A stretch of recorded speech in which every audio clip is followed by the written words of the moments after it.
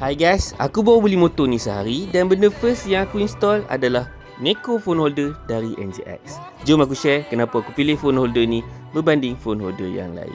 First kali sebab aku tengok ramai yang dah pakai phone holder ni dekat TikTok dan mereka bagi review yang baik. Kemudian kenapa mereka pilih phone holder ni sama dengan aku? Sebab phone holder ni ada damper. Jadi bila kita ride pada kelajuan yang tinggi 110 ke 130 ataupun kita lalu jalan-jalan yang berlopak ataupun berlubang, phone kita takkan vibrate dengan teruk berbanding phone holder yang tak ada damper. Yang kedua, aku ada masalah dengan phone aku, Samsung Fold 4. Kalau hampa tengok pun memang ketebalan dia lebih tebal berbanding phone-phone yang lain.